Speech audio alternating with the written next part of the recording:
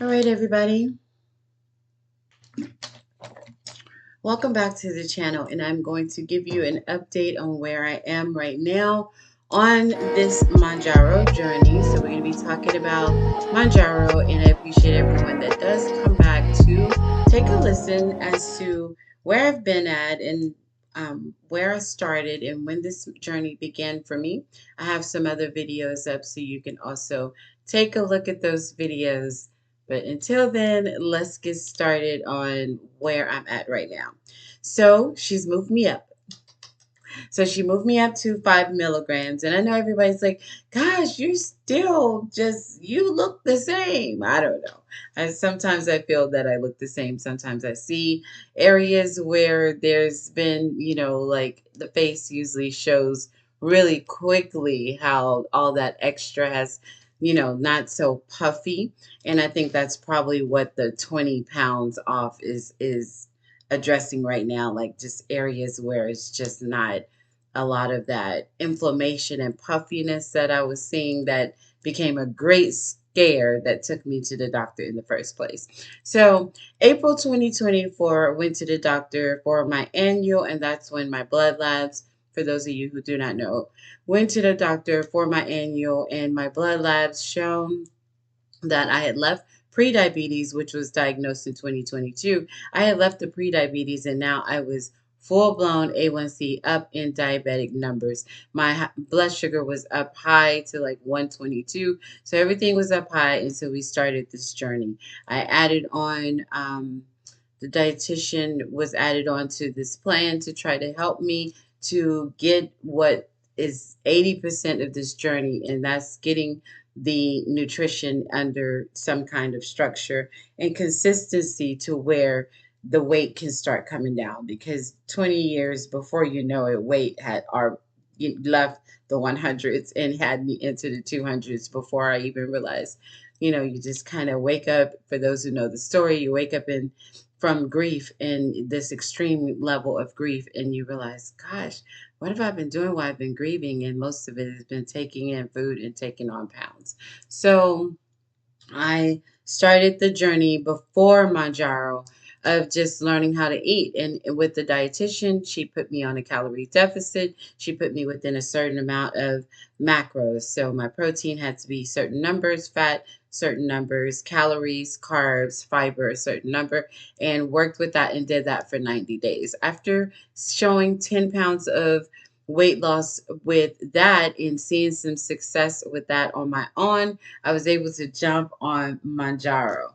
And that is how I got to 2024 showing 30 pounds of weight loss.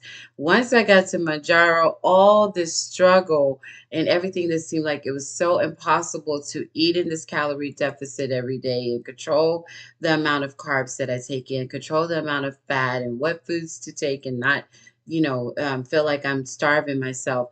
It got a lot easier with my gyro, because what I did notice with the Tirzepatide is it helps you control the cravings and thoughts of food, and the food noise goes down really, really well 4 or 5 days. And then the next thing you know, you're on day 7 and it's time to take your injection again. And I did that 2.5 milligram from August to November, and I was able to take off 20 pounds. So when she said that, I was, yay, I'm going up. And she's now has me, this is the second injection that I had to take this week, and I'm on week 14. When she said that I was going up to 5 milligrams, I'm like, wow, because 2.5, maybe it's in my head and all these other different things that people say. Um, it doesn't really do anything at 2.5, maybe not, maybe so. I felt like it controlled the food noise really, really well. I felt like it took the nausea away. And the blood labs agreed. My A1C went down, so I'm no longer in even pre-diabetic numbers with my A1C. My A1C was able to go completely well, not completely down, but into a non I'm no longer in those dangerous numbers with the A1C, and we're going to try to keep it there. The journey with diabetes learning along the way is that yes, I am definitely going to sometimes be in a place where I could have a scare and my blood sugar could spike and the A1C number could spike. So it's always going to be about control. It's maybe genetics. It's, definitely something that runs in the family. Whatever it is, it doesn't have to include obesity. It doesn't have to include having weight on me once this thing is under control. And that's been the journey. Blood sugar dropped to 82. That was the check last week because I had a colonoscopy. So with the colonoscopy check, I find out that the blood sugar has dropped, was in a good place. So A1C blood sugar it has been in a good place, and I'm keeping those numbers really good, and that's good news. 5 milligrams controls the food noise even better. I've been making sure that for my energy, it's been a host of things. I meant to bring like all of it with me so while I was recording, but zinc in the morning, D3 in the morning. And I was so excited when I like to watch Dr. Berg on here. I don't know if you guys watch Dr. Eric Berg, but I was commenting on some things he was talking about, what vitamins we need to start our day with. And I was telling him I have this in agreement with him that I have an increase of energy by starting my day with D3. And he even suggested to make sure if I'm not going to get enough sun in, to make sure that I'm doing 10,000 international units of D3 on a daily basis to make sure that I'm getting adequate amount of vitamin D3. So that was good to know because I was basically keeping it at about 4,000 international units. I do get out there and get my walks in, but daily sun is key. And if I'm not going to get daily sun, then I definitely need to make sure that I do those 10,000 IUs a day. So starting the day with zinc and vitamin D3. Amino lean is one that I added for energy before I do. I haven't had to do no more than 15-minute workouts to get my 30 minutes, 45 minutes, 47-minute days. So I have a stepper now. So that has been really good to strengthen the legs, and get those steps in. Going on the walks, I look back this week to make sure have I met, all of the categories that I need to with my steps, and went to take a look back because I like how it records on here.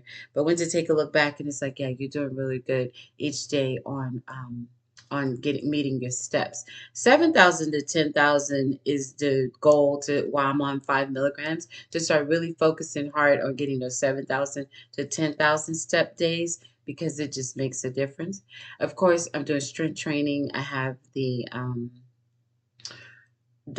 doing the weights, so that's been helping me to make sure and just different exercises that I do for strength training to make sure that again, my primary her concern is not to have this what they call Ozempic face. I'm on Mounjaro, but they call it Ozempic face, and just the falling of the muscle and more adequate explanation of what that is. But doing this journey gradually is, because it didn't take I didn't gain it overnight, so I'm not going to lose it overnight. And if you do lose it 2 to 3 months, some people have access to starting out with higher milligrams of these injection pins, and they tend to take the weight off really, really fast. And then I see the horror stories of the muscle, loss, flapping and things like that. And that's just something that you want to strength train throughout the journey, gradually get the weight off throughout the journey, and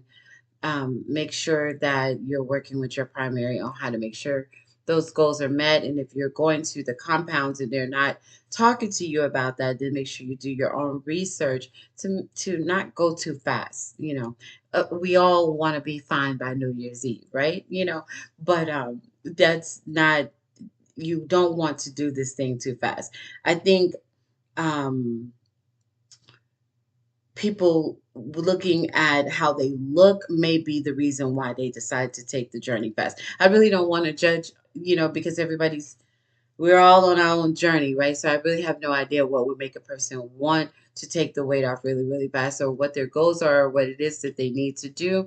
Maybe there's some pressure in their relationship, or it could be some pressure at work. It could be pressure with things that they want to do, like a triathlon, or they want to run a marathon, or who knows. Everyone has their own goals, a cruise that they're going to go on, a vacation, 5 month vacation, or honeymoon, or a wedding coming up. Who knows what makes people go fast? But it is going to definitely cause a lot of um, um, quick, fast muscle loss. And when that muscle goes, then that fat hangs, and it just can be a challenging thing mentally for people who have to deal with that extra skin flapping around.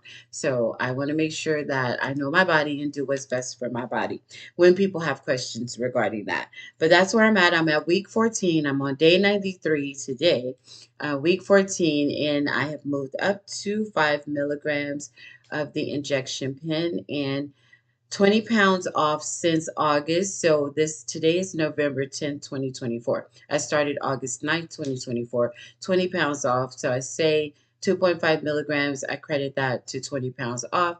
Once we get to the end of the 90 days on the 5 milligram, then I will let you know. I'm expecting for sure by January 1st, I'm expecting at least 20 pounds, right? But it's highly possible the way that my body moves. And I just have a lot of consultations that I've had with the GI consult, with the dietitian, and with my primary. It's probably likely that I'll do more than 20, and that's fine. If it does, I'm just making sure if that's going to happen. I've been telling myself then get that strength training in, get my protein. I meant to tell you guys that I increased my protein, and that has been a big help. So there's this drink that I make, and I do like a little coffee, and then do my 2 scoops of protein to get those protein to get my protein numbers up, along with nutrition in the food that I take in. Probably going to take in 1 to 2 meals a day. I usually just can't, even when I say, okay, you need to eat, sometimes I feel like today it is almost noon and I haven't had anything but water, so it actually has some animal crackers also. But I always like, fear like if I'm not eating enough, am I going to have those diabetic symptoms, that it was like nausea. I was throwing up one morning when it was really bad and I didn't know.